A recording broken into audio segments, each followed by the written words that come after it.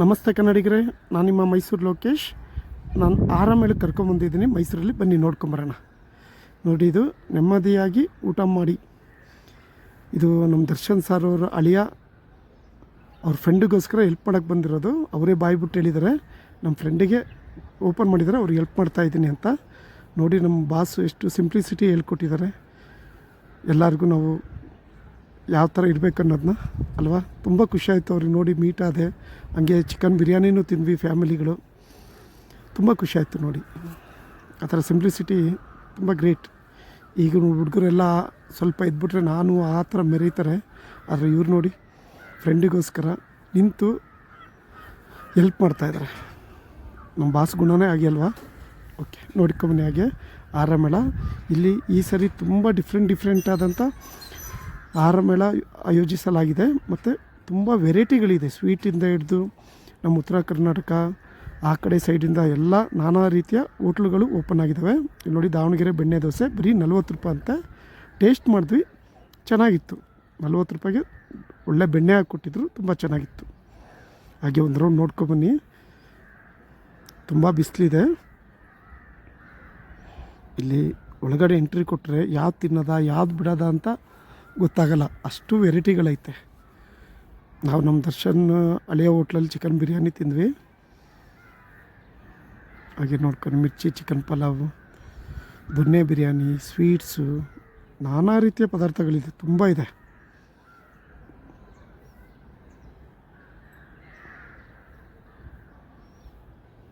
ಹೊಸಕೋಟೆ ದಮ್ ಬಿರಿಯಾನಿ, ಆ ಥರ ತುಂಬ ಇದೆ. ನಾವು ಬಾಗಲಕೋಟೆ ಜೋಳದ ರೊಟ್ಟಿ, ಪಲ್ಯ, ಇದ್ರದ್ದು ಬದನೆಕಾಯಿ ಪಲ್ಯ ಅದೆಲ್ಲ ಇದು ನೋಡಿದ್ವಿ, ಟೇಸ್ಟ್ ನೋಡಿದ್ವಿ, ಚೆನ್ನಾಗಿತ್ತೆಲ್ಲ. ಫ್ಯಾಮಿಲಿ ಹೋಗಿದ್ವಿ, ತುಂಬ ಚೆನ್ನಾಗಿತ್ತು. ನೀವು ವಿಸಿಟ್ ಕೊಡಿ. ನಾನಾ ರೀತಿಯ ಇಷ್ಟಪಟ್ಟಂಥ ಪದಾರ್ಥಗಳು ಸಿಗತ್ತೆ, ಸೇವಿಸ್ಬೋದು. ಬಂಬು ಬಿರಿಯಾನಿ, ಮಶ್ರೂಮ್, ತುಂಬ ವೆರೈಟಿಗಳಿದೆ.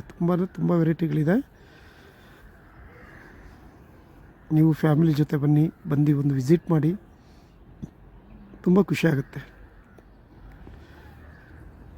ರಿಹರ್ಸಲ್ ಮಾಡ್ತಾಯಿದ್ದಾವೆ ಪ್ಲೈನ್ಗಳು, ಹೆಲಿಕಾಪ್ಟರ್ಗಳು.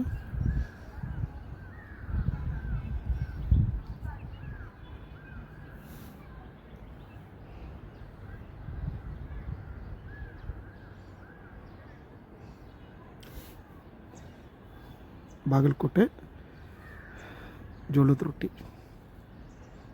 ಇದು ಮೈಸೂರು ಮಡಿಕೆ ಸೋಡಾ ಅಂತ ಈಗೇನೋ ಫೇಮಸ್ ಆಗ್ಬಿಟ್ಟಿದೆ ಇದು. ನೋಡಿ, ನಾನಾ ರೀತಿಯ ವೆರೈಟಿಗಳಿರ್ತವೆ. ಸೋಡಾನ ಮೊಳೆಯಲ್ಲಿ ಆ ಮುಚ್ಚುಳು ಕೊಡ್ದು ಈ ಥರ ಮಡಿಕೆಲಿ ಸುರಿತಾರೆ. ಇಲ್ಲಿ 3-4 ಥರ ವೆರೈಟಿ ಇದೆ. ನಾವು ನಾರ್ಮಲ್ ಸೋಡಾನ ಟೇಸ್ಟ್ ಮಾಡಿದ್ವಿ, ಚೆನ್ನಾಗಿತ್ತು. ಆ ಬಿಸಿಲಿನ ಇದಕ್ಕೂ ಕುಡಿದಾಗ ತುಂಬ ಚೆನ್ನಾಗಿತ್ತು. ಇದು ನೋಡಿ, ಜೋಳದ ರೊಟ್ಟಿ ಅಲ್ಲೇ ಕೈಯಲ್ಲೇ ತಯಾರಿಸ್ತಾರೆ. ಉತ್ತರ ಕರ್ನಾಟಕದ ಜೋಳದ ರೊಟ್ಟಿ ಕೈಯಲ್ಲೇ ತಯಾರಿಸಿ ಅಲ್ಲೇ ಬಿಸಿ ಮಾಡಿ ಬೇಯಿಸಿ ಕೊಡೋಂಥ ಪ್ರಕ್ರಿಯೆ ಅದು. ನೋಡಿ, ಟಿ ವಿ ಚಾನಲ್ ಅವ್ರು ಬಂದು ಅವರಿಗೆ ಕೇಳ್ತಾ ಇದ್ದಾರೆ ಯಾವ ಥರ ಮಾಡ್ತಿದ್ರ ಅಂತ.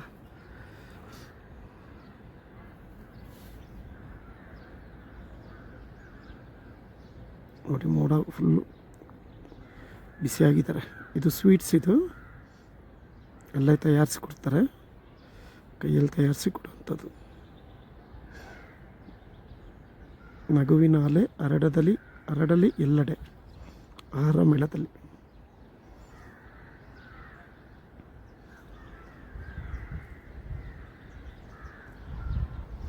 ನೀವು ಖಂಡಿತ ಒಂದು ವಿಸಿಟ್ ಕೊಡಿ ಫ್ಯಾಮಿಲಿ ಜೊತೆ. ವೆರೈಟಿ ಫುಡ್ ಸಿಗುತ್ತೆ. ವೆಜ್ಜು, ನಾನ್ ವೆಜ್ಜು, ಸ್ನ್ಯಾಕ್ಸು ಎಲ್ಲ ಸಿಗುತ್ತೆ, ಪ್ರತಿಯೊಂದು ಸಿಗುತ್ತೆ. ಭೇಟಿ ಕೊಡಿ, ಎಂಜಾಯ್ ಮಾಡಿರಿ, ಫ್ಯಾಮಿಲಿ ಜೊತೆ ಎಂಜಾಯ್ ಮಾಡಿ. ಓಕೆ, ಬಾಯ್.